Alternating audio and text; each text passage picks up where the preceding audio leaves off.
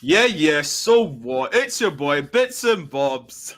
And it's your boy Beeks, and we're back in the Well, building, bro. come on, G. Friday lunchtime. You know, I'm only making this an expense because of the guy that we've got on today. He's a very busy guy. He just recently had I wouldn't say a decent haircut, so I'll say he had a nice haircut. No, he's a big Chelsea YouTuber. I, for one, Beeks as well, has watched this guy. I saw him on Ransom Bant's show with Deluded Gunner. They have a weekly show, and I thought, raw, this is a few Chelsea people that I can actually listen to. And this guy's like, yeah, he's not bad. He's got a French name. So listen, let's just get this guy in here. Big up to man like Matisse, man. How you doing, bro? I love that. The haircut's meaty, but do you know what I mean? Do you know what's funny? Yeah, like real talk. Yeah, anytime someone comes on your show, you go, "How you doing? You okay? You all right?" And then they always go, "Yeah, I'm all right. How are you?" So I'm not gonna ask that, Matisse. Gonna ask that. What I'm gonna ask you is, how's your week been? Like literally, Easter was around the corner. How's it been, man? It's been good. I mean, the thing is that, like I said, we're in lockdown, so there's not really nothing to do out here. I'm in Ireland. I'm in the countryside, middle of nowhere. So all I can really do is, you know, link my girl every now and then, stream, and that's about it. That's about it, and stream and book guests. So that's all we can do. We can't really. I mean, I did one video which I filmed outside, which obviously was the bald thing. I went in the lake, came out. And that was the most creative bit of filming I've probably done since 2021. So that's it. So Matisse, like, did you and your family have a good Easter? Yeah, it was good. I mean, it's good because everybody's under the same roof, innit? And that doesn't happen too often because usually I'm in London. So it's been nice. I must say, at this point, I'm definitely ready to go to London now and get work done. Do you know what I mean? I'm ready to go back and do some filming, and it would be nice that if everything was open, you can go and do some events, and because there's outside stuff I want to do outside YouTube as well. Okay. But you know, right now, yeah, it's good. It's just good to be with the fam while it's happening. And Beeks, man, how's your Easter been? Bro, I'm not gonna lie. My Easter has actually been okay. You know, the ones I'm chilling. I thought, let me take a week off work and let me just relax. You know, the ones there, just take it easy. Because sometimes work is overwhelming, isn't it? So you got to really think about you as an individual. Do you understand what I'm saying? Because it's all about your mental health, well-being, especially during this whole lockdown thing. Working from home, sometimes it can play a part, and like sometimes you want to go out and conversate with other people as well. Yeah, I haven't seen some of my work colleagues for a minute. Like I ain't seen some of them for a year. So you can imagine, sometimes you just have to take back, relax, and just chill. And that's what I'm doing at the moment. So I see what Matisse is saying, man. You just gotta live the life, bro. You gotta live it. Yeah, 100%. Yo, Matisse, man. So like, we need to chat, bro. Like, I remember when lockdown started, I was watching Ransom Bant's, and whoever said they didn't watch Ransom Bant's is a liar, because we all know, like, whether you like him or not, a man, he produces good content, his dry humor, and also the guests he provides. So one day, yeah, came up on my phone, notification, and it was like Deluded Gunner and MAH. And I'm like, all right, who's MAH? So for the people out there, MAH, I assume the M stands for Matisse. Yeah. Are we allowed to get an exclusive here? If it's not an exclusive, but for Bits and Bobs, what does the AH stand for? I guess it kind of is, because I haven't publicly said my last name, but it's Matisse and then Amani and then Hoffa. So it's my initials of my name, basically. And bro, that's an exclusive. That's an exclusive for Bits and Bobs, you know. I haven't baited that out. We got it. I haven't baited that out. There'll probably be a handful of people that know that just because they're diggers. But it's one of those things where I've carried that name on all of my social media since I was like maybe 16, 17, 15. And I've tried YouTube before, and I've been on Twitter since maybe January 2019 now, trying to build my platform for this moment on YouTube. So YouTube was always part of the plan, and I was making videos on Twitter for years. You know, they were doing quite well, really well actually. and rants over 11K followers. But I'll say that for you. Don't worry. Yeah, like the video is like the videos were great because I was making short 2-minute clips, no pressure. I can sometimes, if I want to try and spit facts, I can spit facts, talk tactics, so I can get emotional. I can do whatever I want really, and they were doing great. And then Rants picked up on these videos. He's seen them, as well as some other people, you know, like Joel, Turkish, and they spotted me on Twitter, followed me, and then next thing you know, I'm on his channel, and it's mad, yeah. And I must admit, you know, go on, Beek. Sorry, come in there. No, I was gonna say that's crazy. I mean, like when you've got like you're doing your thing. You're doing these 2-minute videos, and you know you have to explain. Like, obviously, we do YouTube as well, and I've seen you grow in it. Do you understand what I'm saying? And I'd like you to let the people know, because I don't think a lot of people understand that it takes a lot of time and patience as well to allow your channel to grow. Do you understand what I'm saying? And look, we've only just started. Me and Bitz and Bob, we just started. I say roughly around the same time. I was obviously doing a podcasting before, but I wasn't on YouTube. So them 2-minute videos, to you, it may seem like it's nothing. Yeah. For the people that are watching, they appreciate that though. You understand what I'm saying? So yeah, man, I salute you for actually, you know, putting that content out there and just, you know, being you. Because at the end of the day, some people out here are doing this YouTube thing. They're not themselves, innit? Yeah. Well, we can see you. I appreciate that, man. I mean, I used to work before I was able to do this full time. I used to work in Sainsbury's and Tesco as well. And basically, I was finishing my shift. Sometimes I'd only be able to catch, you know, the last bit of the game, and I'd have to quickly go and watch the highlights, and I have to go make a video. Like I'd have to. The people wanted it. Do you know what I mean? Twitter was one of those places where not many people created videos. And it was a bit toxic sometimes, and people was like, yo, we need entertaining. So it all started really from a cup final where Kepa wouldn't come off the pitch against Surrey. I made a video about that, and ever since then, people just wanted videos. They wanted some sort of reaction. And then it just turned into this thing where I just kept making them, kept going through jobs, worked at like Virgin Active as well. And then at some point, it just dawned on me. I was like, yo, I've got enough following here. I think I had maybe like 40-something K on Twitter. And every video was doing like 50,000 views minimum. And I thought to myself, wait a second, I feel like I can do this full time if I really just like just plunge. Do you know what I mean? You know, Matisse, I just want to cut you off there, Matisse. I've just been sent a message that Prince Philip, Duke of Edinburgh, has unfortunately passed away. Oh wow. Whoa. So yeah, that's huge news, bro. From everyone here, condolences to the family, and may he rest in peace. Wow. Yeah, look, listen, like God rest his soul, but you know, we could see, man, like he was slowly deteriorating, and you can see it. And yeah, man, God rest his soul. 99 years old. Wow. 99. Wow. 99. Yeah. He lived.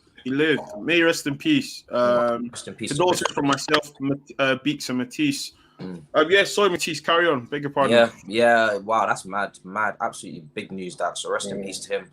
And yeah, it was just one of those things where, you know, you keep grafting, keep networking, and eventually you get somewhere, you know, whether it's Joel and Cheeky Sport going through there and doing social media stuff with them. I joined their team when I was making videos as well. I'd always looked up. I'd always looked up to Joel. Did you not do? You done a show because you filled in for someone one point. Yeah, I remember that. Yeah, so I used to work with Blues Fans TV. That was the first team I probably joined when I was making videos on Twitter, because I was always interested in going back to YouTube. I'd been a YouTuber when I was a kid, but dead channel. And dead channel, absolutely dead channel. And yeah, Blues Fans TV, I joined up with them, and I was, you know, doing post-match interviews with Sophie and Lewis, and I was doing some videos with them, and just whenever I would go down Central and film with them.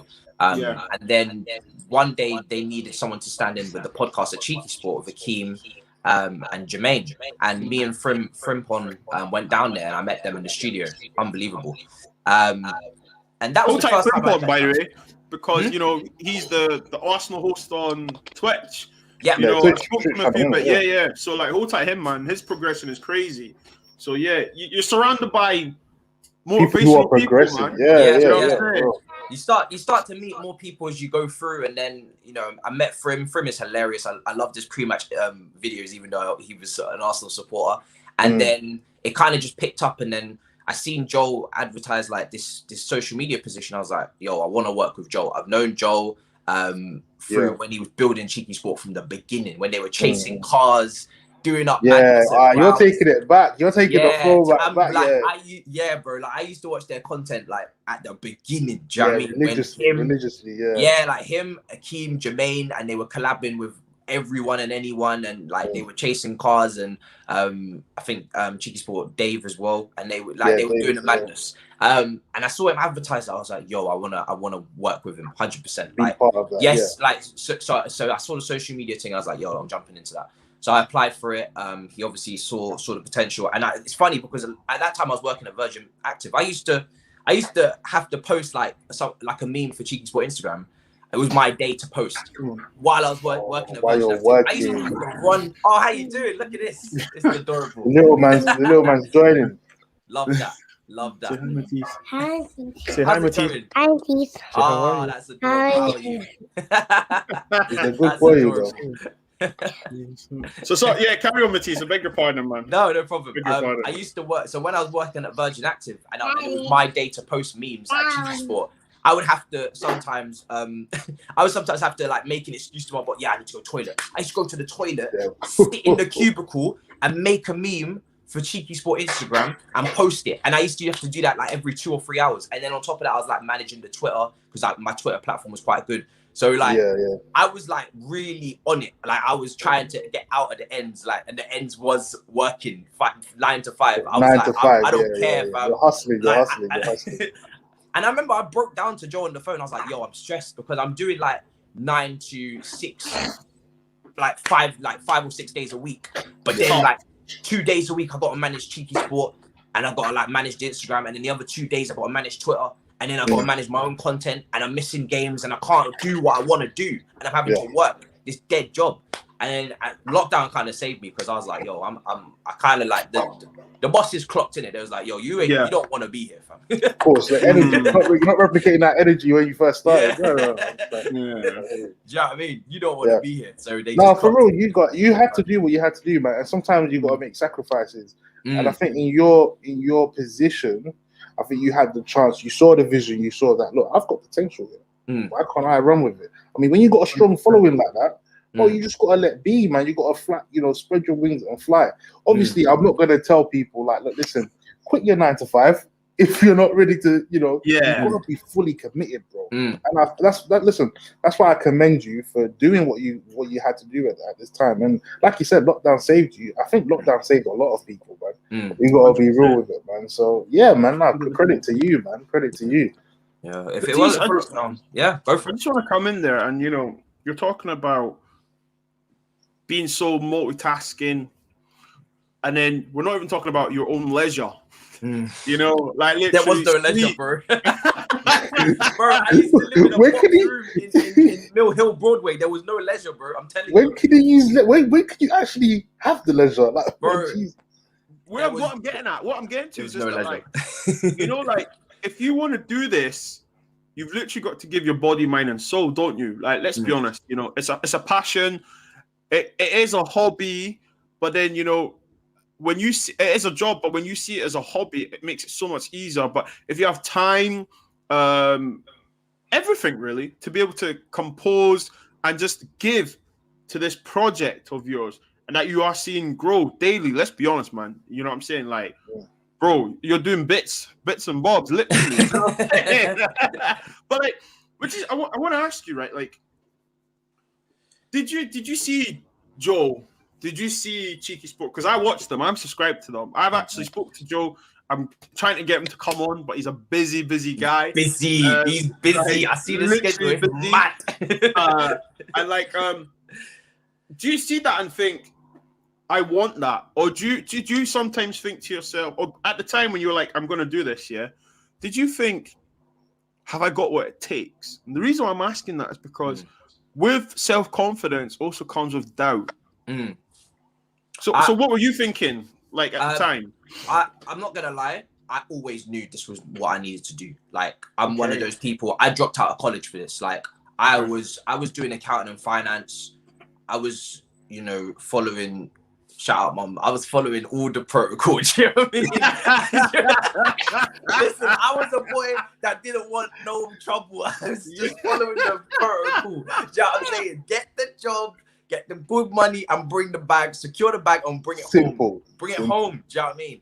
I was peaceful life protocol because listen, it's risky doing this. You don't know how much you're gonna earn every month. YouTube could shed you, and they do it very often. They take notification button off.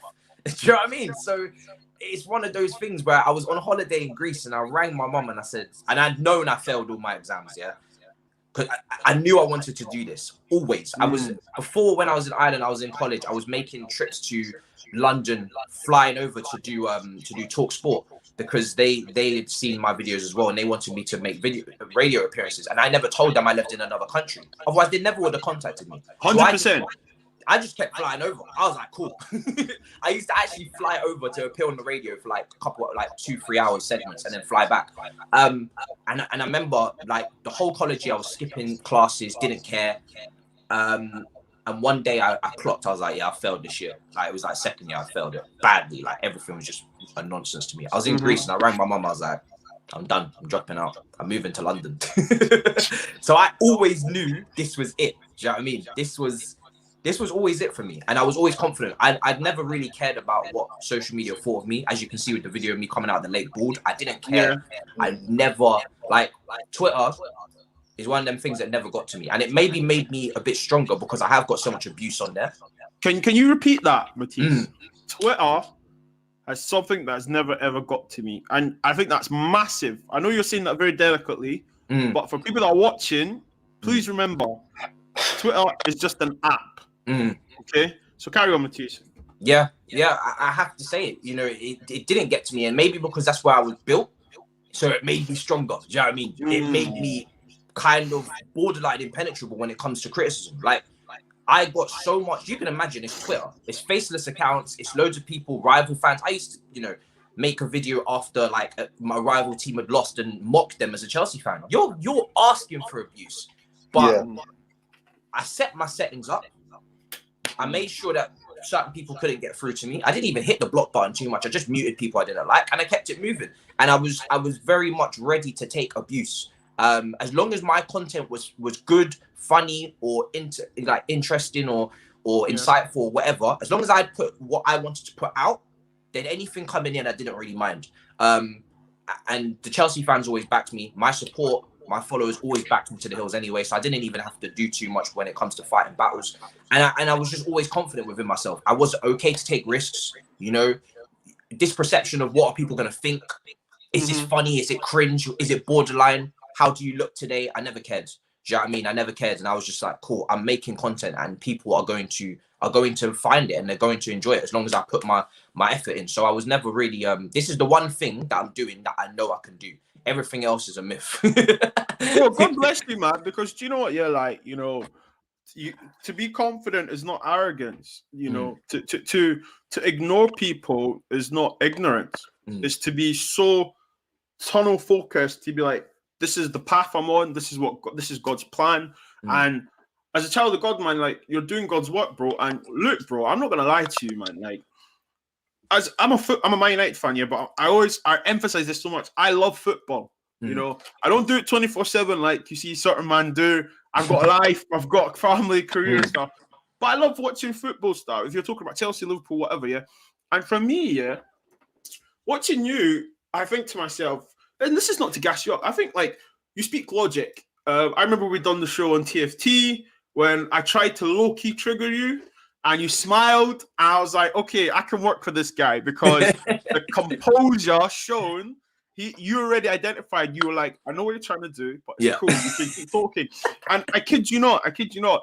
I respect that because, you know, what I see on YouTube these days, man, like, there's a lot of jealousy. There's a lot of people trying to trigger stuff like that. You know, people doing the same kind of shows. And then, do you know what I thought? At one point, I thought, a lot of people are doing so-and-so meets or so-and-so talks or blah, blah. Then I think you need to just take that as a compliment and expect that Yeah. I know that social media is false. When I say false, I mean the same way you pick up your phone to tap on the app, it's the same way you put your phone down and come off the app. Do you know what I'm trying to say to you? So for you to carry on doing what you're doing, regardless of the trolling, the hate, whatever, it's powerful. And the reason I want to emphasize that because everyone goes through a lot of struggles, man. It's tough to look at your phone, you see the negativity, and no doubt you're thinking, raw, really? But then I think to myself, if you really have logged into an account, typed in your username, password, press the @ sign and put my @ or your @ or Beeks @ to generate hate, brother, sister, you are the problem. You get what I'm trying to say to you? So listen, to segue that on, right? You said obviously it doesn't you don't care, you don't mind, you carry on doing what you're doing. You were doing talks for TalkSport. I'm sure I saw you do something with Jermaine Genius. Am I right in saying that? Did you not do like a studio kind of thing? No, not Jermaine. I've done something. I did a segment with BBC Radio with Rob. Yes, that's remember that. Yeah, that was fun. I've always I don't know if the radio industry, I don't know if it's dying or what. I don't know. Like it's kind of like the newspaper industry. It's kind of like it's not as fashionable as it was. But I've always wanted to do something in radio. Like I think it's just for me, it's just a fancy podcast, and I've always loved podcasts. I used to have one that wasn't based on football way back when. So. Yeah, that's it. It was Darren Bent. I beg your pardon. Oh, Darren Bent. Yeah. Darren Bent. I do beg your pardon. Yeah. So Darren Bent was a funny one. That was through Joel, and we were working with Give Me Sport that month, and we was filming something in Holborn, and Joel. Shout out to Joel. He's always he's pushing me. He's basically my mentor at this point. He's just constantly trying to put me in positions where I can thrive and pushing me to do things that I wouldn't get the opportunity to do. Do you know what I mean? Because he's been in this game longer than anyone. He knows everybody. Joe's like Drake, innit? Like, he is Drake. You're a feature. Timeless. He's timeless, bro. He's like, do you know what I mean? shout out to Joel, man. Joel is my Drake. But do you know what it is? Do you know what's nice? Because you can go into this industry and get an agency, or you can get an agent and you don't really know them and they holler you once a month and here's your thing, cool, go do your thing. There's a friendship there. Do you know what I mean? I know him. Do you know what I mean? And that's what's so good, because even if he wasn't, putting me in all these places, I would still be chatting to him, because it's just good to pick his head sometimes. He's doing just things with Rio, and you can only dream of that. Do you know what I mean? That's mad. That's huge. So, and because I've known him, like I feel like I've known him before he knew me, because I was watching his content anyway. So it's just so yeah, we went to film in Holborn. And yeah, Darren was there, and it was sick. I can't lie. Like, you see a Premier League striker, and I think that was the first time I'd met a footballer properly. Not after a game where they're in their car and you take a photo. Not all that scenario. Yeah, proper. And yeah, it was just sick. We filmed some stuff for Give Me Sport, a few like game challenges, football knowledge type videos, and yeah, it was really fun. And Darren was so cool. He was really humble. He spoke about his career with me. I spoke about Premier League. We were just chilling, waiting in between sets. And then I got him on my channel eventually, which was great. And then the interviews kind of spiraled from there. So it was just, I feel like YouTube's kind of like a CV. When you get someone of notoriety on, when you get someone of stature on your channel, it allows you to go to the next person and say, yo, I've done this, I can handle this, I can do that. And then you just keep going, and it kind of builds up a CV of people to approach the next person. So spiral. I hope people take that advice, because on Monday I had Henry, Kiss FM DJ. Now I got you on. So what you're saying is, who am I doing? Right, you can say who you are, but bro, it's a huge thing, and that's why me and Bobz are like, we're really appreciative of you even jumping on and just allowing us to even just pick your brain, and because it's very interesting what you said, bro. Like, imagine how was you feeling, bro? Because that must have been such a surreal situation for you. The fact that you were with Darren, but you know what? Like you said, it could be any striker that's played in the Prem, bro. Yeah, any player, not even striker, any player, bro. And I kid you not, I'll be like, yo, man, what's good, G? Like, how did you compose yourself? Because you gotta be like, cool, bro. Like, I gotta keep it easy. bro, I was a big Football Manager guy, and I used to have this guy 19 pace every time Darren bent in behind. Do you know what I mean? Darren bent in behind, bro. It was one of those things. 15 finishing, composure, and pace. Those were the things you need in a football manager. Everything, yeah. Yeah, you didn't always need that heading ability. As long as you got the first touch, the finishing, the composure, and the pace. Yeah, that's it. That's the boxes I was ticking. When I went to my scouting and I went 50 and above for everything, that was what it's over. It's over. Darren had it. Darren had it, bro. So when I seen him, I said to him, "Yo, bro, 19 pace, bro. What are you saying?"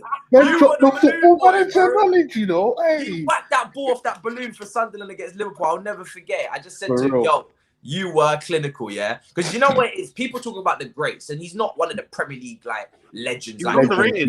He was underrated. He was underrated. I love players like that, like Defoe, like Crouch, like Darren Bent, brothers that just go under the radar. They've been doing their thing at all clubs, by the way, putting in goals. It's underrated because now, like, it's hard to find a striker these days. Do you know what I mean? Back then, you had them like mid-table to Europa League strikers in the league that were just putting in goals every season. Defoe didn't miss. Darren didn't miss. These brothers were clinical, you know. For real. It was great, man. It was honestly just such an experience. And I was surrounded by people I knew, so I was so comfortable. Like, Frim was there, Joel was there. Some of the cheap boys. It made it easier for you. It made it easier for you, innit? You know what I'm Let's not lie, bro. If it was 1-on-1, or you didn't know anyone there, you have to tell yourself, Matisse, breathe. Yeah, cool. I would have been out of my territory. I would have. And it's mad, you know, because I didn't get nervous, and I'm never really nervous. Like it would take a lot for me to get nervous in those situations because filming on camera, this is kind of like this way it is. This is where it is. Do you know what I mean? This is kind of what I built myself up to want to do. But yeah, if it was 1v1, do you know what I mean? Oh, I might Gerard slip. Do you know what I mean? I might Gerard slip everywhere. I don't even doubt yourself that much. Yeah, even if you said Gerard slip, just a little gentle slip. When you pick yourself back up, you go, still play the game. all right. We're good. Look, Matisse, you know, obviously today's about you, man. Like literally, like we said, we're just here to learn, listen, tickle your brain and stuff. And Matisse, like, what? But you've talked about Darren Bent there, right? And like, I think this is probably one of the best ways to segue. You said finishing, composure, and pace. Now, that can describe a lot of forward players at Chelsea right now. And and look, this is no trolling, no. This is like literally just a conversation because like Werner's getting a hard time right now. He's being criticised fairly so because obviously for the price tag, and you know it's a domino effect, big price tag, don't perform, media, fan base, blah, blah, blah, and so on, right? But what I want to ask you about is, like, it's the way Tuchel defended him. What was your thoughts on that? It's all he can do. It's all he can do. Now, the thing is with Timo Werner is that I don't get why he has to start games because he's not on form and his confidence is shot. When you're missing that chance against Macedonia for your country, something's not going right, and it's no longer based on ability. It's all mental. He's in his own head. Blood rushing to his head every time he's in front of goal, and he's just fluffing everything at this point. And I like the way that he backed him. You know, he had a little analogy where he said, "Yo, I'm gonna send you inside for training early because you're trying to practice on finishing, and you should know how to finish. You've been finishing since you was a kid." And he said, if the girl doesn't want to go out, you can't force her. So go inside. Yeah, I see that. When I saw that, when he said that, I was like, and I don't know if I agreed with the logic because Lampard is obviously someone that I grew up watching as a player. You know, my favorite Chelsea player ever. And I know he worked on his shooting day in, day out. But it's an interesting approach. I respect the logic. I don't know if I think it's the right thing to do because I think Werner's finishing is a bit all over the place. But I get where he's coming from. So it's good for him to back him publicly, but he is a player that fundamentally has got a lot to work on for how much we've spent. You know, the first touch, the 1v1, everything. It's and you know what, Matisse, like I know, like look, I'm a United fan, but overall, we're football fans. All of us in this chat, we're football fans. And the thing with like, I might sound as if like I'm defending Chelsea or whatnot, but we've got to put it in hindsight. I mean, when we brought Pogba, for instance, the price tag was on his head and whatnot. But a lot of people what they don't realize is that when you're buying a player, that price tag is the longevity of that contract as well. It's not only just for that one season, bro. Yeah. You understand what I'm saying? So for Werner, obviously you spend that money, you're expecting a return immediately. However, again, it's about the length of that contract. Whether he's delivering now, yes, okay, cool. He's not delivering at the moment. But at the same time, I feel like Chelsea fans, and I hope Chelsea fans, like I'm sure you're going to be patient with him, should actually take time, relax, and realize that this guy was finishing at RB Leipzig. He was a finisher, bro. You don't lose finishing like that. I mean, we can say that about Torres, but bro, we're not really going to be doing that with Torres and Werner, bro. Like Werner is at a young age. You know what he can produce. You know what he, like you said, bro. It's all in the head. Yeah. So it's just about Tuchel actually managing him. And like you said, he's defended him well. He's done it properly. Like you said, if the approach, you might not agree with the approach, but if it does work in the long run, then you'll be sitting here. Not all of us. You and Chelsea fans will be sitting there saying, "We did say take time." At the end of the day, it's about, you know, hoping and praying that he actually delivers. And this is his first season, man. I mean, people are gonna come at me and say, "Yeah, how can you defend Chelsea players?" But we gotta be real, man. I mean, if there was fans and there was a pre-season, you're gonna say otherwise. But other than that, I just feel you should take time with him, man. I think he's a really good player, and you guys are lucky to even have him, man. I'm not gonna lie, I was a bit pissed when you guys got him, bro. I'm not gonna lie to you.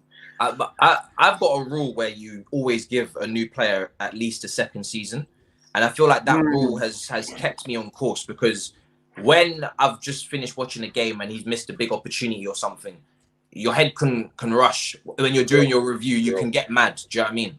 But that rule, and there's a few rules that I have, and I don't have many, but that rule of giving every new player their second season at the bare minimum is keeping me sane right now. And it's the same with the rule of, if you're on form, that's 5 games, and it takes 5 games then for me to start really questioning what the hell's going on if you're off form.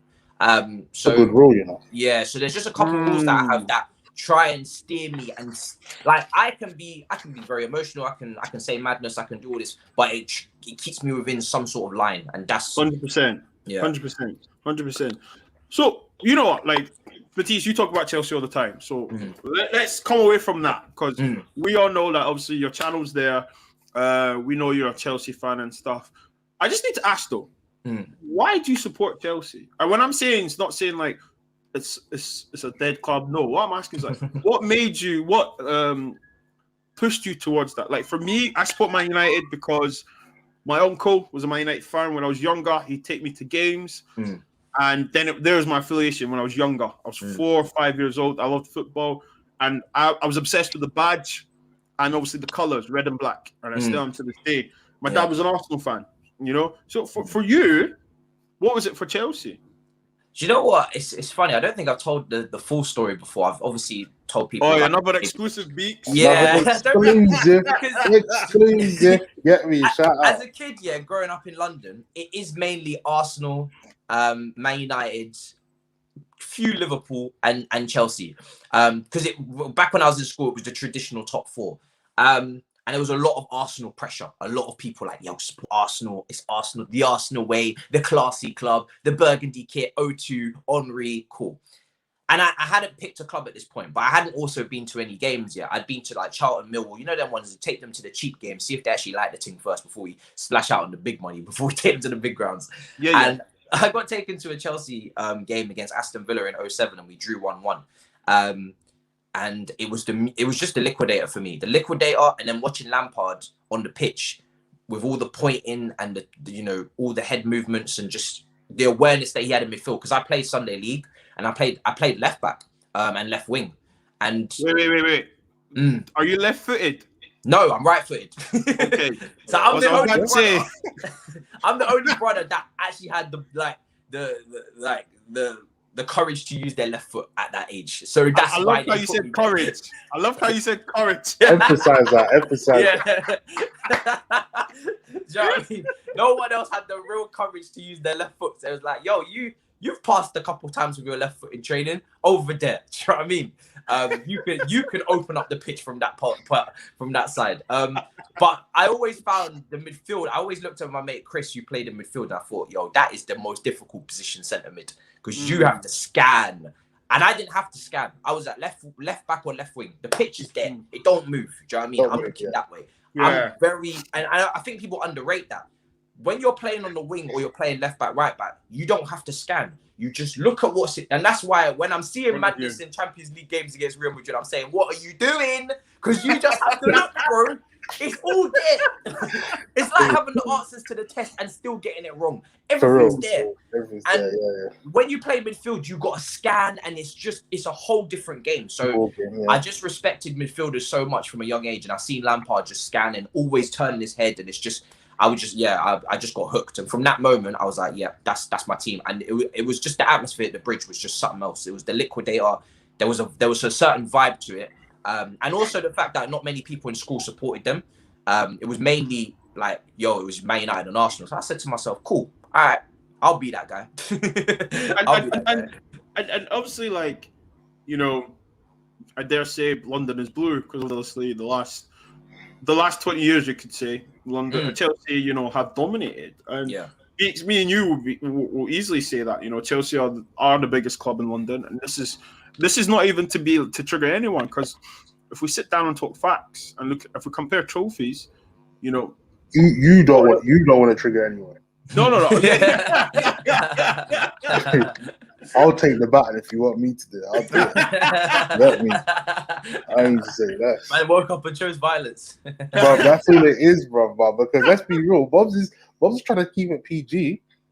I ain't gonna do that for you, bro. Listen, Chelsea been doing their team for a long time now, bro. The only London club, Champions League, bro. For me, like, when you reach that pinnacle and you've won the Champions League, what team can chat to you, bro? You understand? Now you're with the elite, bro.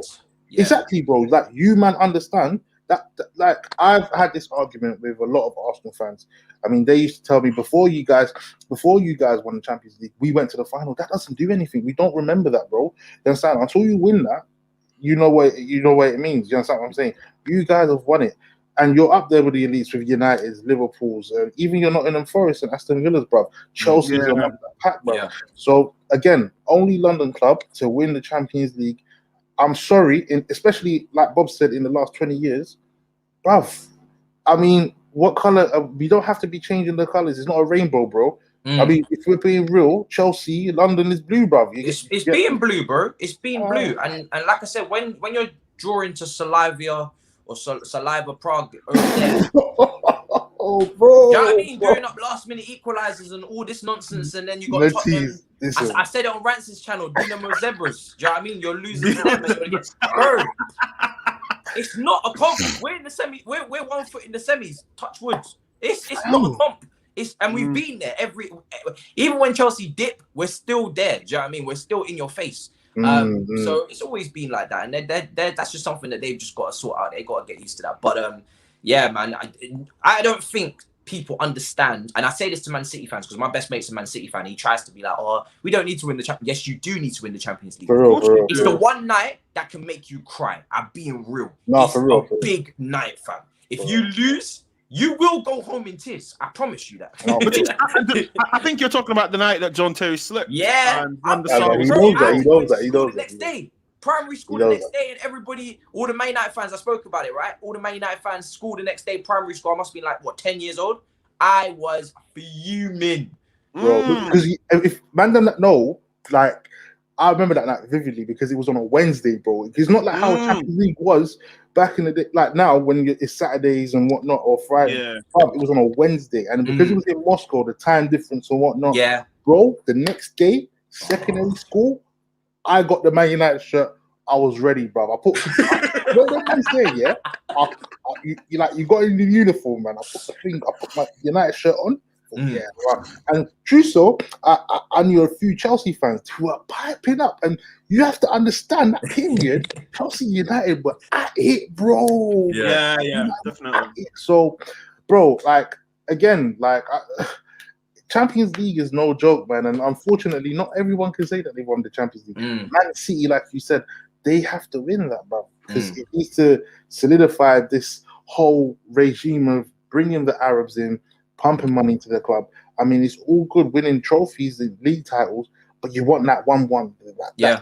For me, the pinnacle of club football is the Champions League win, and then the pinnacle of international football is the World Cup. I don't think it's only them two trophies you may see tears. That's it. You won't see tears for anything else. Do you know what I mean? Because the Premier League is, what it is with the Prem is that you'll never see tears for that, because that's a build-up of 38 games. Usually, by the time you've won it, you knew you was going to win it. Do you know what I mean? That was, you were built for that. You mentally already got used to that moment where the champs, as we've seen by the final we played, and even both finals I've seen is penalty shootouts. Do you know how mad that is to have to sit there and watch a penalty shootout? Bro, it is long. Every kick is life and death, bro. When Matisse missed the first pen in Munich, I was about to flip the TV, and it wasn't even done yet.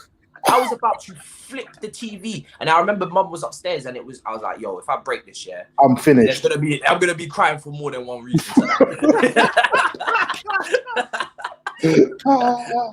I'm finished, bro. You know what you have to do that? Do you think there's a difference? Your mum shouts at you. You're like, you go into your room. Trust me. You know what I'm saying, bro? Close the door.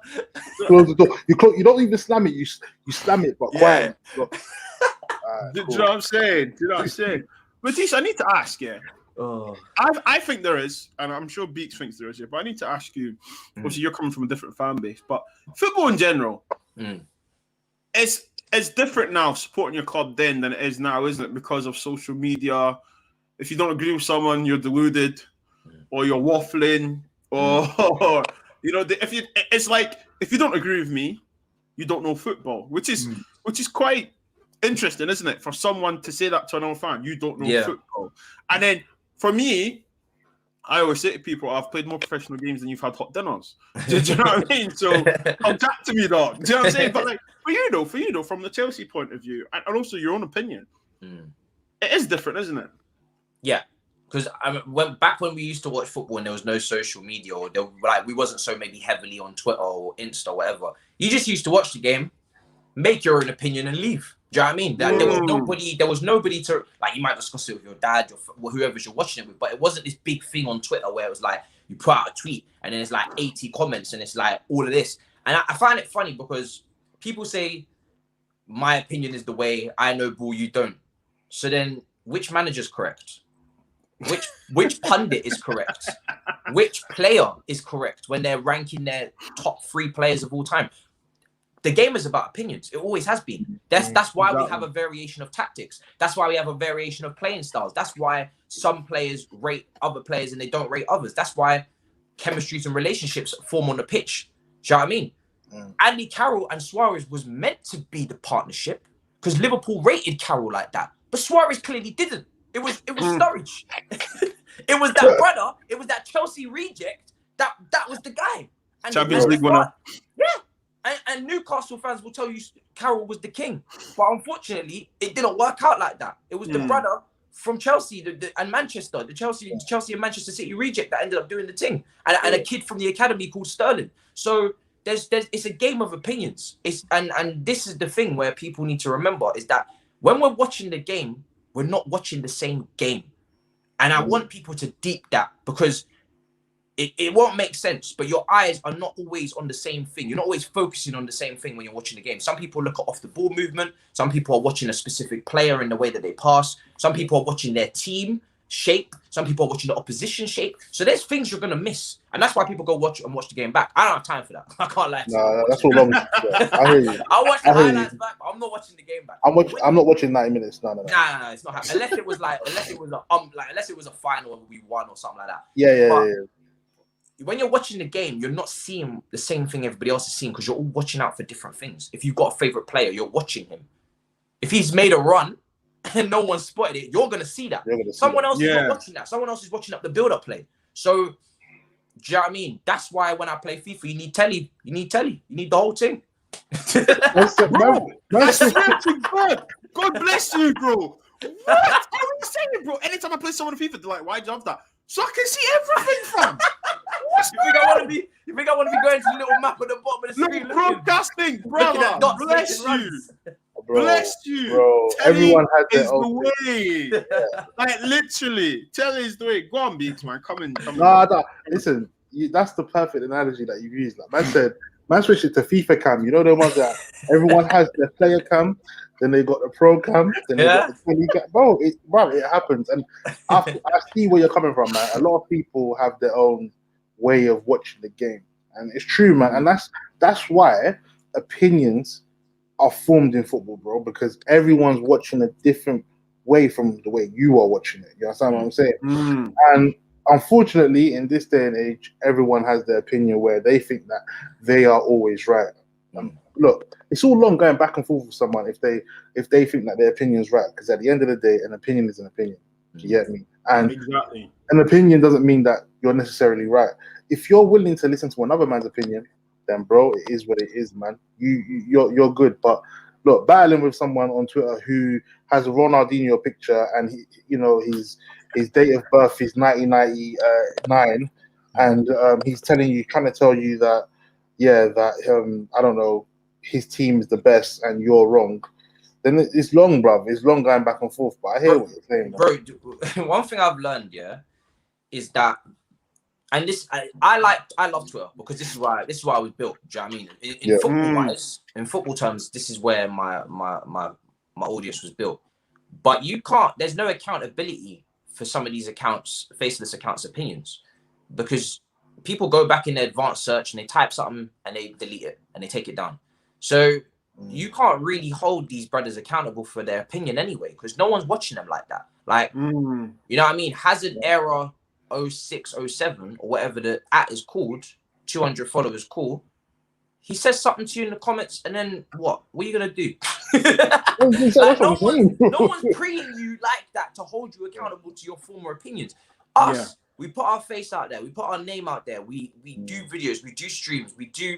So people are advanced searching our blood, bro. Someone's advanced searching my blood clot now, fam. I know that. For real. And they're looking for old tweets to dig up. They're looking for a change of opinion. They're looking for flip-flop. They're looking for it. But the thing is, I don't take my shit down. I've said this already. My ZS tweet is still there. It's still there. And you know what's funny about this certain ZS tweet? So ZS scored against us for Ajax. And he stood up and he did the hands folded and he scored against Kepa and made him look like a clown. So I went onto Twitter, all emotional. A lot of people do that, Matisse, against Kepa. Just put out. And what I did was I was pissed, right? Because I was at the game, and I think people don't understand when a player like Mbappe or Ziyech and they're doing their cocky celebration. Lingard at Emirates, they'll tell you the same thing. When they're doing their cocky celebration like this in front of you, you're gonna feel a type of way. Trust me. So I went onto Twitter, and this is when I wanted Jadon Sancho heavily. So every other winger that we was linked with, I was slandering them. I said they're dead. You know, I was bringing out stats and everything. I was just slandering their name because I was on a tribal thing. So Ziyech, Wilfried Zaha, whoever it was, I was on their case. So it was Ziyech this time that we've been linked with. I said nah. I compared him to an arrogant Andros Townsend. And most people will be like, yo, we get the hyperbole. We get that he's stressed because of the result. Cool. Bare people were like, yo, Matisse, you're getting too mad. You're moving mad. I said, cool. I had a Ziyech agenda for a few weeks. Okay. Then he signs, in February. Because Roman wanted to do an early deal. Everybody's going back to the tweet commenting. I said, cool. I said, cool. The tweet's not coming down. I said, cool. I left the tweet up and I put up a new tweet. I said, listen, I don't rate him that highly. I don't think he's world class. I don't think he's going to be the Wizard of London that you all say. I know you might have seen comps and long shots and all this kind of stuff, but he's going to take time to adapt. I took it too far. He's not Townsend. And you, man, took it too far. He's not world class. We'll meet in the middle. I said, welcome to the club. I wish you all the best. So we got through that. And then every time he scored in the early part of the season, Burnley, Sheffield United, Krasnodar, man, them are under the tweet talking, Matisse. I said, cool. I leave it. Because I don't take shit down. Now he's in bad form, It hit January. Tweet blew up again. Yo, he might have been right, still. Imagine. Matisse might have been spitting, Yo, Matisse might have been spitting. Oh, my. Do you know what that is? Do you know what that is, Matisse? You know what that is, a wise man, one of my mentors up in Edinburgh said to me, he said, Bobz, when it comes to arguing and debating, he said, when you know you are right, Mm. and when you know you have nothing to gain from winning it, stay silent. Yeah. And do you know what? Yeah, it's not even. I'm not even gonna do that. I told you so because I've already said I want him to succeed. He's at my club, but I just find it funny.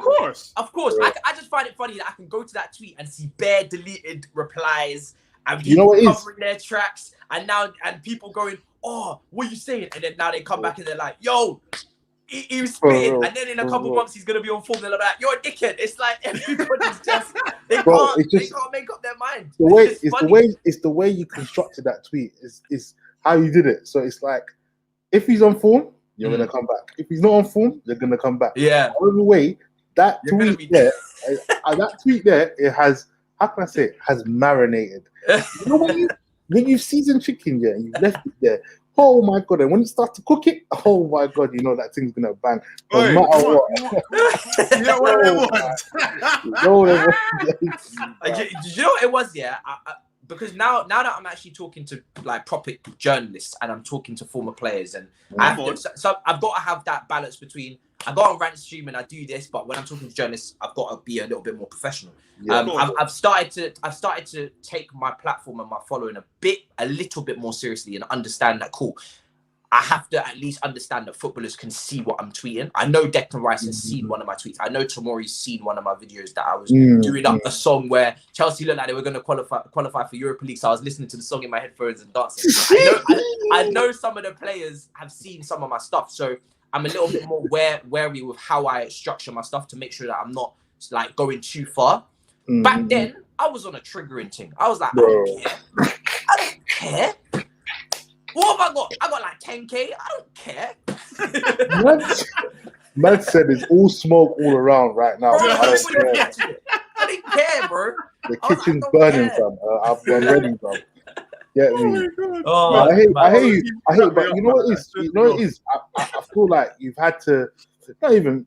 You're just more aware in it. You know what I'm saying? I don't want to say like you've toned it down. I don't think you've toned it down, bro. No, not really. I feel like you get me, and I see you, bro. I'm like, yo, big up Matisse, man. Like, you don't really care, bro. I see your following. I'm thinking, right? You know, one time I said, is this guy not scared of if my man's gonna see this? Or you know that ones where I'm telling them like, oh, Kante can't play lone DM and he's playing lone DM. It's like, yo, listen, that's a standard you do not want to annoy. Do you know what I mean?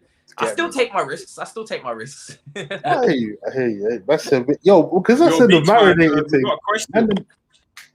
Man, they want to know if I'm cooking. Listen, I'm a chef, you know, man. I chef it up in the kitchen, bro. Listen, I'll soon do a tutorial or something for you, man. I'm not gonna, let you, man. Get me soon. Get me. I'll drop it for you, man. Get me. Matisse, we're gonna get a bit intimate now, right? Obviously, we were talking before we went live. Your name's French, okay? You grew up in Ireland, also London as well. Yeah. So what is your heritage or your origin, as some people may say? My origin would be Jamaica. Okay. Obviously, I was born in London, but my grandparents would be from Jamaica, so I've got that side to me. Then grew up in London, went to Ireland after GCSEs. We clocked that, you know, this country's a bit. It's not really that safe. And you know what I'm saying? It wasn't safe then, it still ain't safe now, brother. You know what I mean, family was bringing up like younger siblings or whatnot. We just said to ourselves, we're gonna escape. Do you know what I mean? And secondary school was one of them things where I wasn't one of them brothers that was crying when it was over. I was like my secondary school life was very up and down. Like I probably was hated and bullied, which again built my character and made me quite strong, which is why this Twitter thing don't get to me. Because I was one of them brothers that had to be Nintendo DS in the bathroom at playtime because the whole playground was looking for me. Don't even remember why, but I was like hated at some point. This, bro. Yeah, we know. Bro, do you know what? I don't know what it was, but I was hated at points. And you know what? I'm telling you, bro. You were in Ireland. Bro, you know the ones where you walk into school, that day, and you're like, yo, everybody's after me. And I kind of took it as my responsibility to get through it. I was like, yo, I'm on it today. Do you know what I mean? I kind of, it's like when you're getting booed when you go into the ground. I kind of relish the challenge. Do you know what I mean? You know when you're getting booed and they don't really rate you, the fans are onto your back. And I said, yo, cool, everybody's on me today, but I'm ready. Do you know what I mean? I like being the villain. I kind of like, at some point I was like, yo, what's the point of complaining about the role that I'm in right now? Just take it. I'm the villain. I'm God bless gonna you. do it. And God that's bless how you, I've bro. been. That's how I've been. So, but then at other points I was mad popular. So it was always up and down.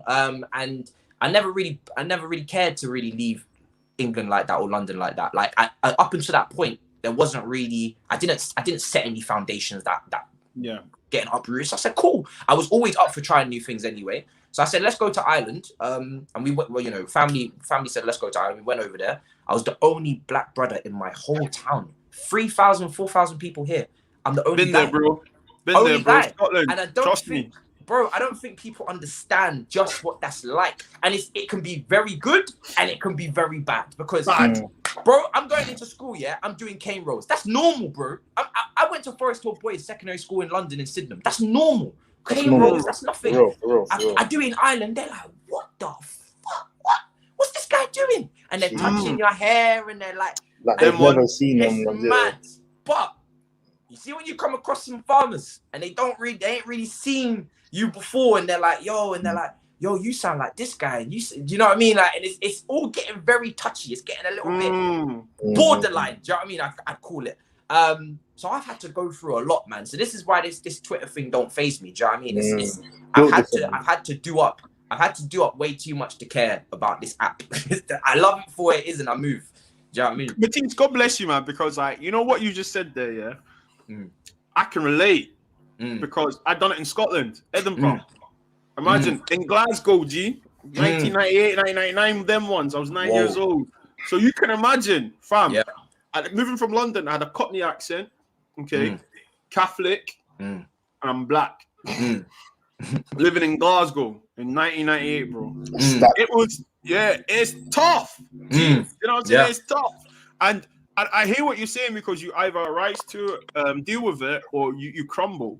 And it's not for everyone, bro. Let's be honest. It's not for everybody. Not everyone are built like that. And you know, when I hear you say, I'm ready, like, let's do this, bro, that makes me proud, because I'm older than you. So like, I'm like, yeah. Do you know what I'm trying to say? This brother's got his head on strong. He knows what's good. He's be proud of who you are, man. And I love to hear that, bro, because, you know, when you come across farmers and like people that, you know, I got called Lenny Henry. Yeah. They're like, oh, you look like Henry. I was like, no, I don't. Bro, I used to come out of nightclubs, right? And like there'll be this like big farmer, like you know farmers, they eat their food in it. They eat. Do you know what I mean? They're well after. Brother was like, yo, the black man, yo, Matisse, black man. And I'm like, and for them it's all bants, but for me it's like, I'm just like, yo, am I I'll that? punch you in the nose, you know. The thing is, I was never a man on fights. I had a couple fights in secondary, because when you go to an all-boys school, like 4,000 people, it's going to happen. You are going to get through without fighting. I'm telling you that now. unless you are just really within yourself and you just keep yourself to yourself. But you know, man, them are like, and I've went to my mate, you know, I don't really talk to him too much anymore, but it was my mate's family house, and it's in the middle of nowhere, and they're making like plantation jokes, and like it's just I'm the only black person in this whole town outside my mother and my other brother, but I'm the first one to rock up into this school that's black.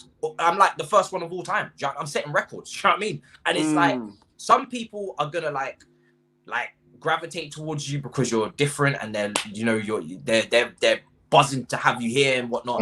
Some other people are gonna have like their sly digs, but you get used to it. And it's funny because it's one of them things where you'd think that only I would clock it and everybody else around me would be oblivious to it. But the people that are around me that have seen me deal with racism at times, they're like, yo, Matisse, what was that? And I said to them, bro, this is normal. No, it's you know what I'm saying? This is what I go through. This is normal. Do you know what I mean? And unfortunately, I'm not.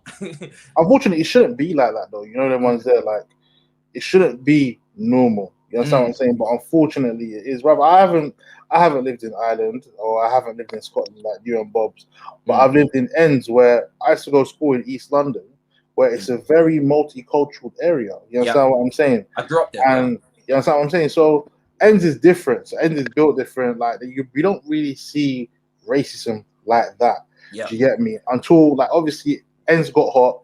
you would know, Matisse, like, you know, everyone's on this road thing and whatnot. So the parents have said, oh, you know what? Let's move to Essex. You move to Essex now, and then you can see racism. And at this time, I'm about 13, 14, and I'm seeing it, and I'm thinking, raw, like, at that age, you're starting to realize, okay, this is what it means. You be walking down, someone will pull their window down, hey, you black C-word. You understand what I'm saying? You're thinking, rah, okay, cool. Bro, it's one of them things that you grow up and you learn how to challenge these man, how to, because you have to, like, literally prepare yourself in life for these type of things. And it shouldn't be like this, but we have to do it because of the color of our skin, innit? You get me? And we have to make sure we're not seen as the aggressors. We have to make sure we're not seen as the people who are starting trouble. Even when we're trying to express our emotions, we got to do it in a certain type of way. You get what I'm saying? But you know, yeah, exactly. But you know, I'm just happy we're in 2021 and we're seeing a little bit of progress, but we still got a long way to go. I mean, it's better than what it was back then, but at the same time, social media makes it worse. Do you get me? Because everyone feels like they can go on the platform, put a fake picture, blank picture, and talk the most. Innit? Do you get me? I've always said that what they should do, if people want to be signing into social media, they should do it through a passport thing or something like that. So that if you want to talk that talk it through you, innit, yeah, and then see whether you're gonna get punished or not, innit. Do you understand what I'm saying? I always say it. You can't be racist in Stratford. Do you know what I'm saying? Bro, you can't be racist in Newham. You can't be racist in Newham, bro. Stratford, anyway, it's not gonna run. It's always not gonna run, bro. Yeah, exactly, bro. It's the outskirts, fam. This is what I'm saying. It was multicultural, bro. I grew up in. The first place I lived was Forest Gate. So I know exactly. Yeah, I know, like, you know, Stratford and Ilford and Romford and all these areas. You can't, bro, it won't run. You will be on the ground. Exactly. Kissing pavement, you know. Kissing pavement. Yeah, you will be kissing pavement, fam. You'll be down with the ants. You're chilling with the ants, bro. You're chilling. Even having a party with them. Obviously, we're all men here, we're all black men here. Like, obviously, we know our kind suffer. You know, there's other communities that suffer as well. Asians, other communities with visible ethnicity that suffer, and we have to address the fact that the white community suffer too. In certain communities, you know, because I mean, we know the conversations that go down in London. In the households and stuff, you know, and I think it's very key to illustrate that, you know, like, it's not just very much us as well. We get it majority 95% of the time. Let's not lie, you know, but it does. I mean, verbally, we all know, and like, I think it's good that now we're talking about it, because in our households, mental health conversations like this, the conversation was, you're going to go to school and people are not going to like you because of the way you look and the way you talk and the way because your skin color. Don't react. Don't react. And it's tough. Matisse, it's tough, man. Because you're bigger and stronger than them. Well, in my case, I was bigger and stronger. I was like, I'll punch you in your face. But I was the one that got punished. Not the people that spoke verbally. And what annoys me to this day, Matisse, is that it's still the same thing. Someone can racially abuse you or abuse you, whatever, be discriminative towards myself, women, whatever, But if we reply, we're the ones that's like, you should have behaved like that. You know, you should react to another. And I always ask these people, have you ever been racially profiled or discriminated against? No.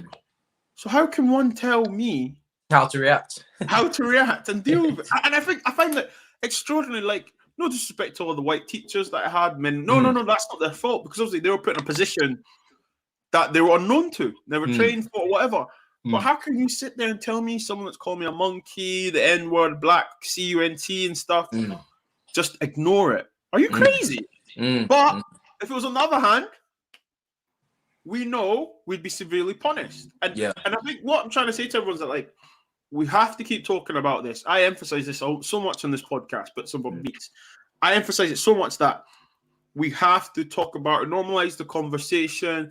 Don't be, even if it's stuff that you don't want to hear. There might be people that don't agree with your racism. Okay, it is what it is. But as someone that's been a victim of it, I can only tell you about my experience. You can tell me about your experience. And the sad thing, most of these experiences are all very similar. What does that tell you? So it happens. It happens. Segueing on, okay. Tuchel, Lampard. We've got to touch on Chelsea very, very quickly. Personally, I'm quite worried. I actually think Tuchel could win the Champions League. and that's my honest thing. With the draw that you got, Matisse, okay, it's very kind. Okay, no disrespect to the other clubs. It's very kind. And I spoke to Anita. Anita was like, "It's coming home, I dare say it," and I was like, I couldn't even put my 2 cents in because we're not even in the competition like that. So I was just like, But when you really keep and analyze it, right? If Chelsea were to play in the manner they have been playing, albeit the West Brom hiccup, it is possible to reach the final. Very possible to reach the final. And you know yourself, one-off game. You know, I think it would be emotional if Chelsea met PSG, you know, and Chelsea won. I think that would send a lot of shockwaves. Tuchel, Thiago Silva. Exactly, right? So what's your thoughts on that scenario? Did you think of that when it came to the draw? Do you know what? It's funny because when we met Atletico Madrid... So look how he's smiling when I say Chelsea could potentially win the Champions League. Because bro, like, I haven't had that night when we won it against Munich. Because you have to remember what I felt in 2008 in Moscow.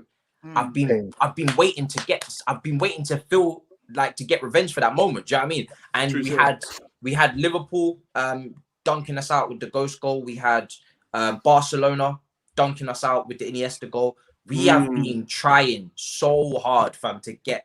So when we got it, it was unreal. And then, to be honest, this is our first time at this stage of the competition since 13-14 season under Mourinho.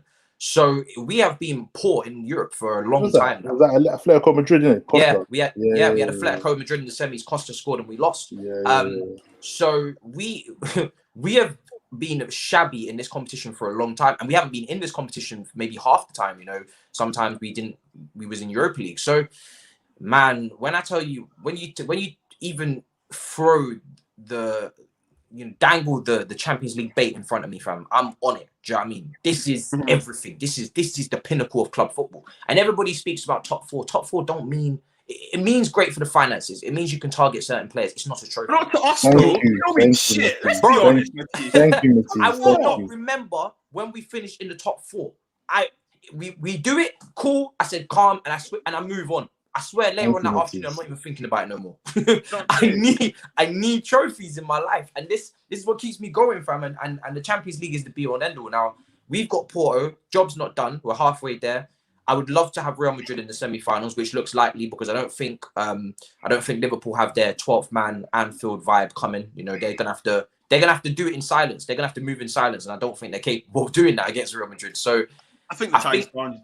Yeah, I think they're done. And to play Real Madrid even in the semis is big, you know, because we haven't seen them since 1998 or something. So Benzema, Giroud, the go-kart team, you know, Courtois, Hazard. This is big.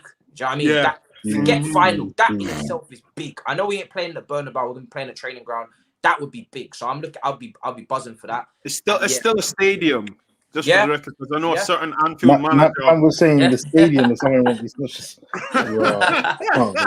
But Matt, do you know what? Yeah, if you get to the final, it's anybody's game. It's always, for me, it's always 50-50. From the moment I seen Porto win it, when I went back through the archives and I seen that, do you know what I mean? And I've seen upsets. I've seen Greece win the Euros. I've seen it all, fam. Anything can happen. It's not a joke in the final. So Chelsea didn't deserve to beat Bayern Munich in the final. It was just that was our destiny. Do you know what I mean? They said it on commentary. It was destiny, fam. You know, the amount of shots we peppered and faced, and no, we held it. So if we get there, trust me, it's going to be a long night. And I won't. Just before someone asks, I will not do a watch along, fam. For real, because your emotions are going to be all over the place, fam. Do you know what it is with watch alongs? Yeah. I'm too focused on the game. I don't have time to entertain nobody. For real. I'm telling you. Matisse, I'm finding that, you know, like I'm very fortunate. I've got a guy called Greg, who he's from Scotland. He lives like half an hour drive away from me, and we got on. Obviously, Scottish accent, you can imagine. You hear one, you magnetize. You're like, oh, where are you from? And we talk through the games and stuff, but we have these pauses where we're watching the game, and it's like we know we're not talking right now. We're watching the game. Yeah. And you do forget people are watching you still. Yeah. It's made me question thinking, raw, like, this is a bit iffy. You know what I mean? Like, can I really be? Because I'm thinking, let me not lie to you, I'm sitting down on the laptop doing a watch along. Brother, and let me lie to you, when I'm watching my I'm walking and pacing. Yeah. Do you know what I mean? Like I'm on the touchline. Yeah. Like, literally. And the way I got my living room, there's space. Do you get me? Because my wife's like, I'll just push this to the side because I know you're gonna do your walking and pacing. Because you're literally the fan's assistant manager. That's what you are. You're walking up and down and you're acting as if like that man can hear you, bruv. You're thinking, why you go here, you do this, bruv. So for me to now be doing a watch along, I hear you, Bobz, bruv. Like, look, it's long, bruv. Do you know what it is? It's draining. Like, I don't think people understand how draining it can be to do. If you're trying to entertain on a watch along, then you've got to do a review. Then after that, I have to do the byline because I do the podcast with Alex Goldberg afterwards. So we do that 2 hours after full time. So then you've got to do that. Next thing you know, you've been streaming for like 6 hours straight. Do you know what I mean? And you ain't eaten. It's like, day, bro. Nah, like I get it. Like, I know it would get views doing the watch along Champions League final, but for me, that is one of the biggest games in my life. I need to be locked in. There's no amount of YouTube views that will compensate for that moment. Do you know what I mean? No. That's my time. Like, there's certain things that you can't like quantify. You can't even get back. You can't even get back. It's 100%. It's not. We're not Real Madrid, in it. We don't get there often. So Matisse, before Beeks comes in here, Matisse, like, I wanted to ask you about the YouTube culture. You know, like the dramas, the playground stuff, you know, like, you know, don't go on that channel, you can't do this, blah, blah, or you know, don't work for him, don't work for her.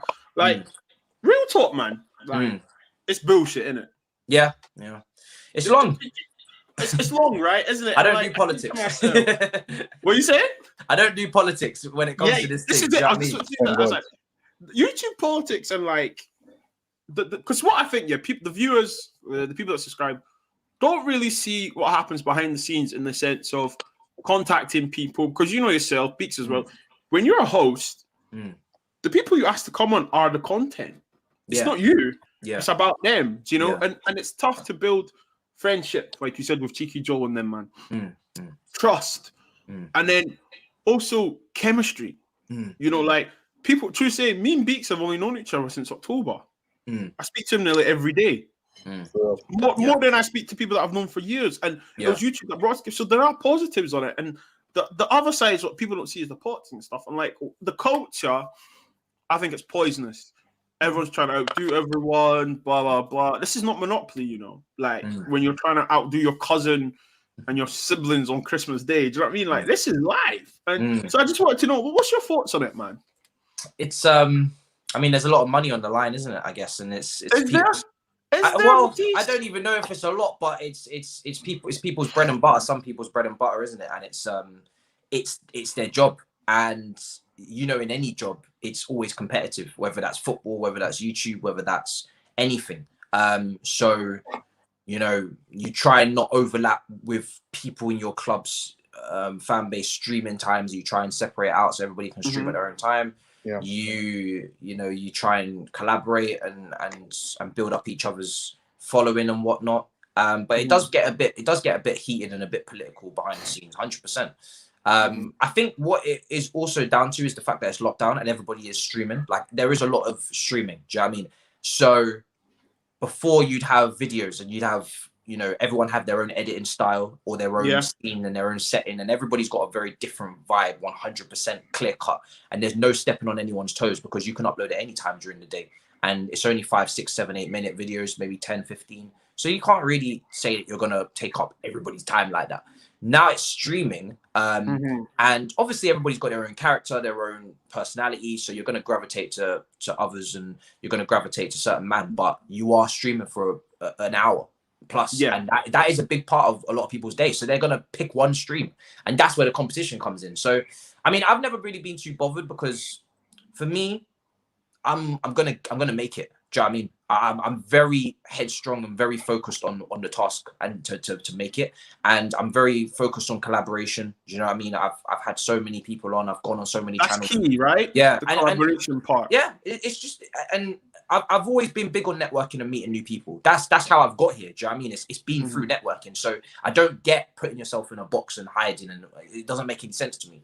The conversation is always more interesting when there's more characters involved. So and it's what the viewers want. Do you know what I mean? They want to see this favorite YouTuber that they have with this favorite YouTuber talking. Like I remember when I first, I mean, I don't know, maybe I'm wrong, but I remember when before I was on the Chelsea YouTube and I looked at like the scene, and I kind of like watched everybody's videos. I kind of studied what they do right, what I don't like, what they do, take good things, you know, leave the bad things, to improve as a content creator. And I just thought to myself, there's not really too much collabing here. Like people are collabing, but they're collabing within their own circles. Why are we not seeing? Yeah, we need to expand. Yeah. Like collabs that we wouldn't expect, because this is what people want. They want to see like George Benson and Dammy. Do you know what I mean? They want to see what that looks like. They want to see that dynamic. Just at least once. Like I'm not saying do it every day. I'm not saying like do it often. If it don't stick, if it doesn't glue, it doesn't glue. But at least let us see what it looks like. Let us see what it looks like to see someone from football Twitter with a YouTuber, because I've done that before. Like, so yeah, me and you know the other YouTube Chelsea Twitter video people that, you know, came up through that time, we've all come onto YouTube now, and I think it's just been good. It's been good to see all the collaboration. Obviously there's always politics involved. You know, people need to get their views, get their subscribers up. They need to put money on, you know, they need to secure the bag. Do you know what I mean? This is some people's jobs. So of course there's always politics involved, but experimentation is a big thing, and that's something I'm glad I did at the start of my channel. Was I did a lot of experimentation. So you know, I put people in streams together with me, and I thought, okay, is the vibe working here? You know? Yeah, for real. Or do I need to put them with this person? Because I was trying to set up like weekly shows, so I was like, okay, I've got a list of people I want to have on that I know. Let's put them with characters. Let me see if I mesh with them, if the chemistry is good, if the conversation is flowing, if the banter's there. Yeah. Let me, you know, mix and match and put them in different, you know, organize different settings, and then I can make conclusions. So you can only make conclusions once you've done experiments. That's how I see it. I respect that, man, because there's not a lot of people like yourself that would actually say, do you know what, this guy's good for him, or he's good for her. Do you understand what I'm saying? Yeah. I feel like that's where the problem lies, man. Not a lot of people will have your take on seeing things in that manner.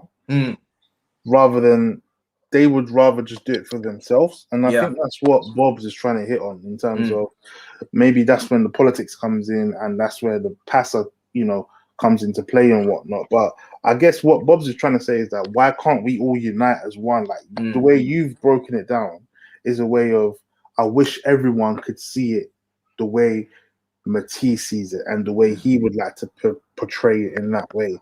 And unfortunately, with this YouTube game, like you said, money's there to be made, and it's very competitive.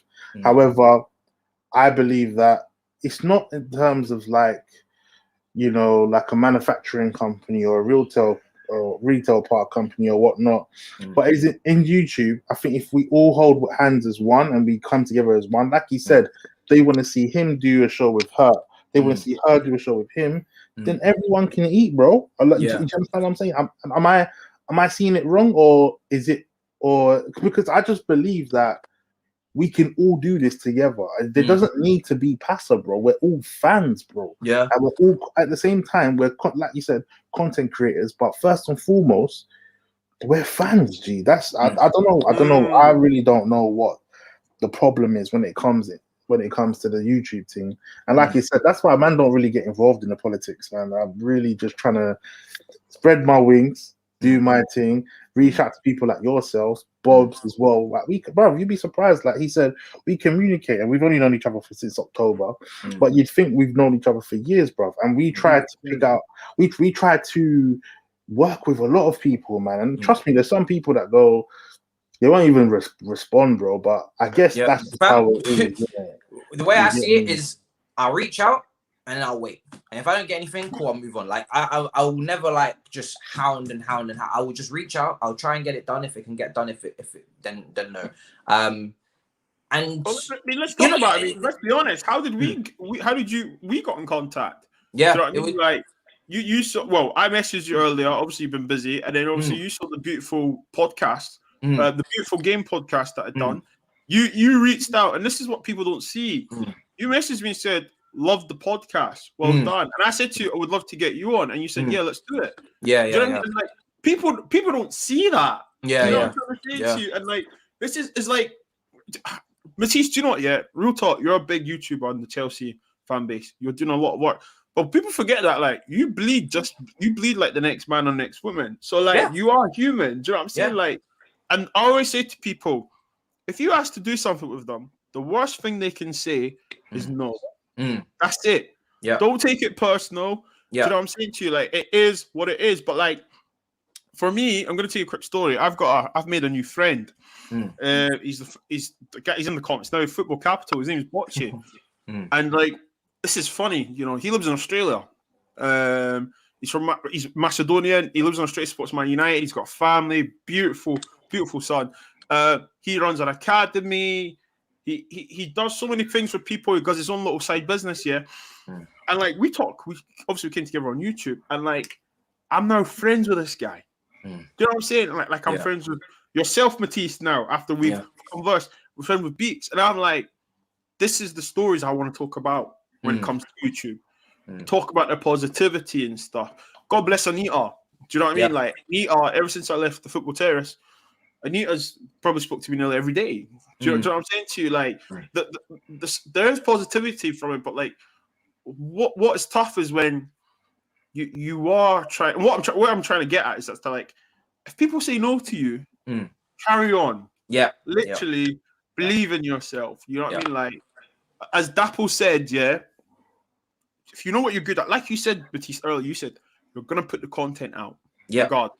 Yeah, exactly. People are going to watch regardless, whether it's bad or good, they're going to watch. Do you know what I'm trying to say to you? So the long shortcut to our story here is just that spread the positivity, man, literally, because you don't realize that when you speak to these big YouTubers, how very similar you guys are. Literally.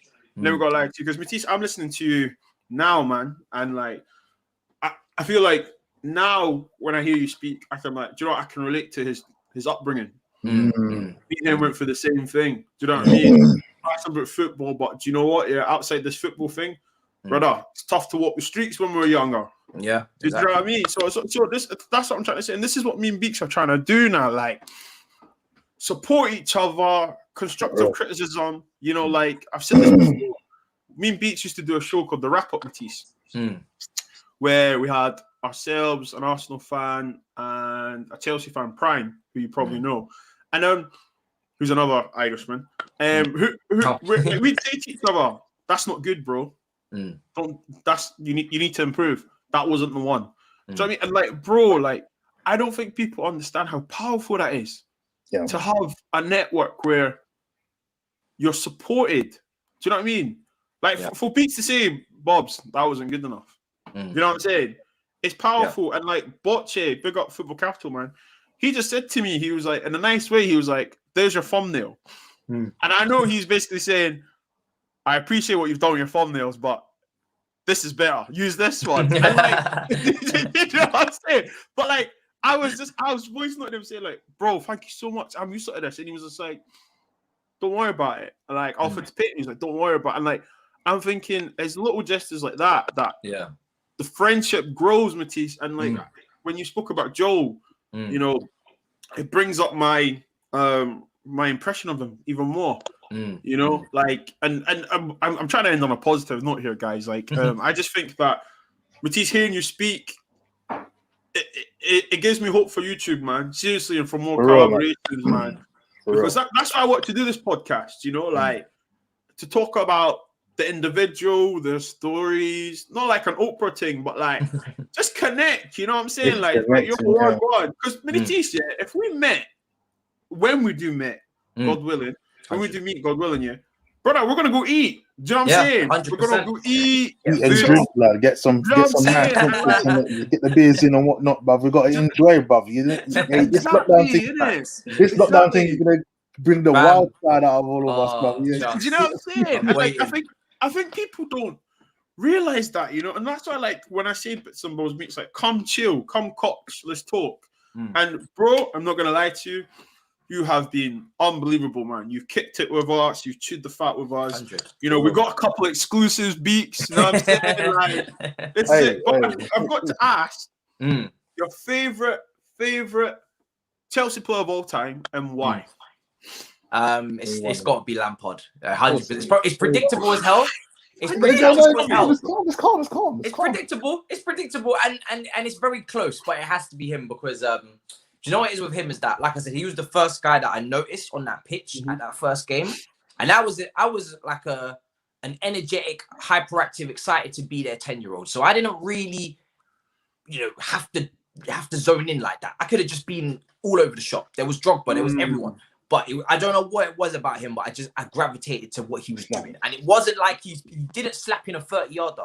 It was the head swivels. I'm telling you.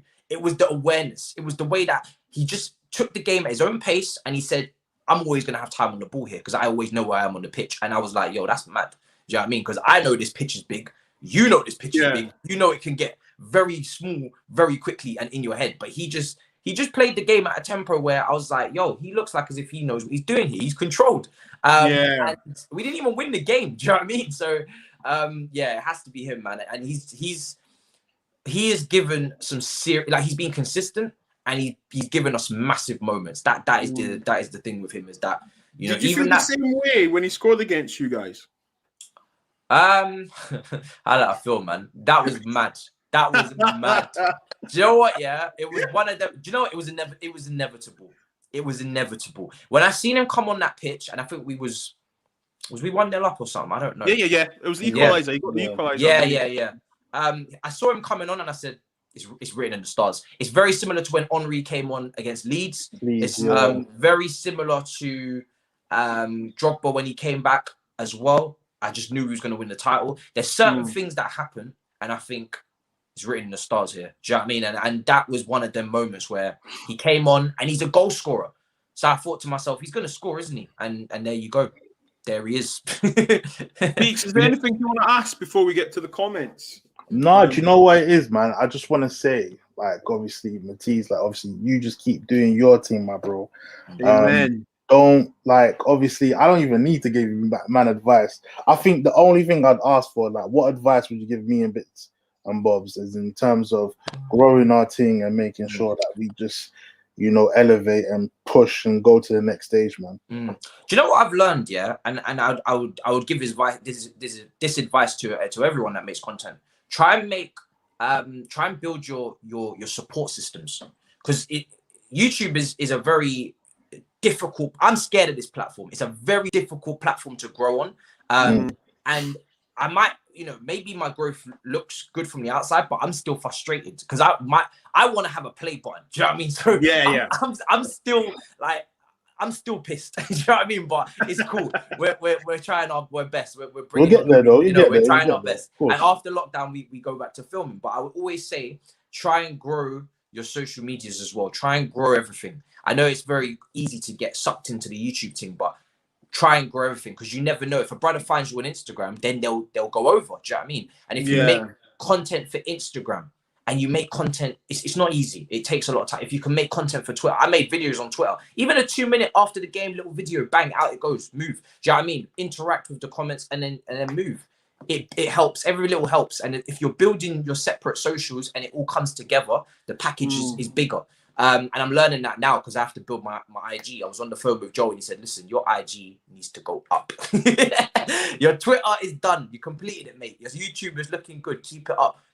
What's going on with the Instagram? And I said, cool, I need to. So now I'm forcing myself. I got to take photos and stuff. I don't do this. You've got to dedicate. Do you know what I mean? You've got to make that's sure. That's true, you know, Beeks. That's true, you know, because that's football related and media stuff. There's nothing personal. Do you know what I mean? Like, I have a personal Instagram account where it's my family.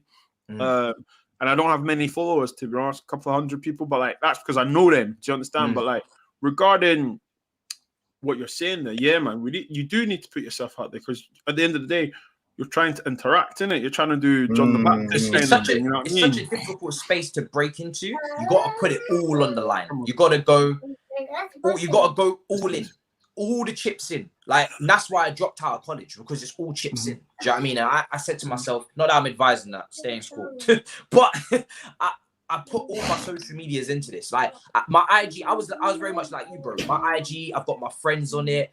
My family, not really my family, but I got my friends on it. And I said, do I really want to be putting up these videos from Twitter? And I said, you know what? Yeah, I'm done. I don't care anymore, because it's all in. This Instagram account has got to be, it's got to be big. We going hard or we going home. That's it. It's all in. I said, I don't care no more. If the friends and whatnot that they're not used to my content, if you're like, whoa, what's Matisse doing? I'm sorry. This is it now. We're in. So, do you know what I mean? It's one of them ones where you got to go all in. You really do. Big up to you for that, man. We've got A up there. I hope I pronounced your name right. Tuco, Tammy started 3 times and was substituted twice at halftime for tactical reasons. He has been unlucky. He lost the connection and possibility to fight for his place. We had results without him. What's your thoughts on that? It's a strange exclusion. I can't get onto Thomas Tuchel too much, because he's got a bloated squad to work with, and he's been extremely great rotation wise. He's been able to get everyone back on side. I'm a bit surprised with how much he's excluded Tammy, because we're not scoring goals up front. You know, Timo's not clinical, Kai's not clinical, our wingers are not clinical. So it's been surprising for him not to be in the team like this. And I think, you know, someone that has shown that they can score goals in the Prem last season, yes, he's got faults in his game, he's got things he needs to improve on, but he's shown he can score goals at least against mid-table teams and below. So it's a bit surprising not to see him in the team. And I don't know why. Maybe he's just not part of the plans, but as long as it's not detrimental to us reaching our objectives, then cool. But it might be. Do you know what I mean? Because Werner's he's not on form, and he might need a whole summer to get over what's going on in his head. So yeah, it's a very strange one, very strange exclusion for me.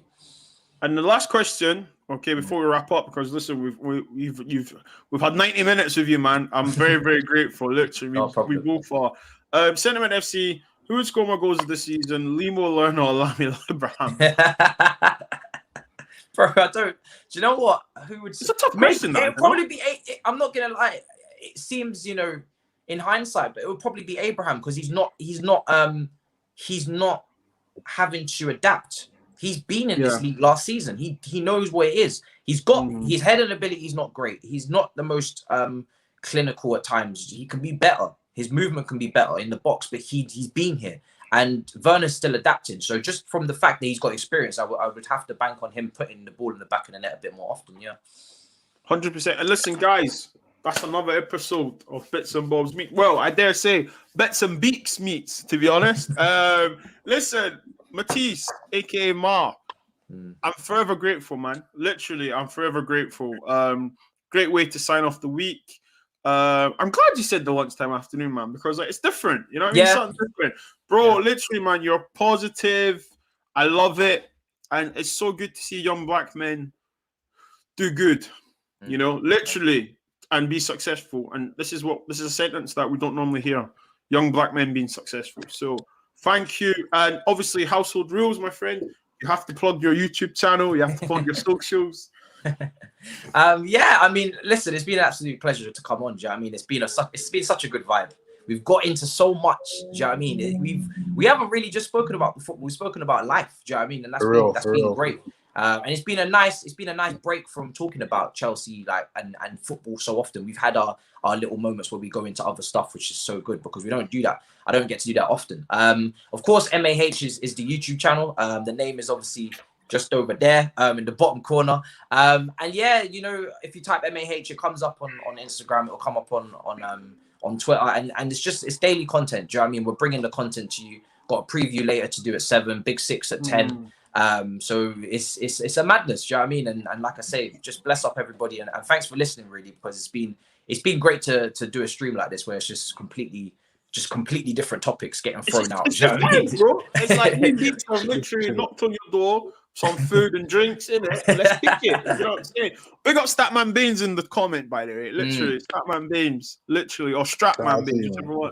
Big up Timmy Talks United as well. Big up everyone that's watched. Beeks, obviously, man. Let these people know where they can find you, man. Well, same old, same old. It's your boy Beeks. Listen, you know how it goes down, fam. Here, over here. Oh, I got it right today, fam. Nice. Listen. I Nice, was fam. trying. You get me? It's not easy. It's not easy. When you go like that, yeah, it works. Look, listen, at Beeks Corner on Instagram, at Beeks_Corner for Twitter. Yeah, man, Beeks Corner on YouTube as well. Make sure you go and subscribe to Matisse's thing as well. Bits and Bobz. Smash the like and the comments, bro. Shout out and thank you, Matisse, for even allowing us to even have this conversation with you, man. Much appreciated, my bro. Yeah, look, and I extend that 100%. And you know, for me to be able to work with you, I 100% hope we can do this again. You know, whether it be football, Chelsea, whatever. You know, just collab, because you know what you said there, Matisse. Like you said something that's what I love when people leave the Bits and Bobs channel is when you say, everyone says, do you know what? It's so good not to just talk about football, talk about other stuff in life. And I want this channel, this podcast to remind people that, you know, there is more to you than just the football club you support. Do you know what I'm saying to you? And God bless you, bro. Beeks, God bless you. Everyone, so what? It's your boy, Bits and Bobs. Thank you for joining us. Have a great weekend. Peace and love to you and yours. Please make sure you subscribe. If you're new, please smash a like. Take care, all.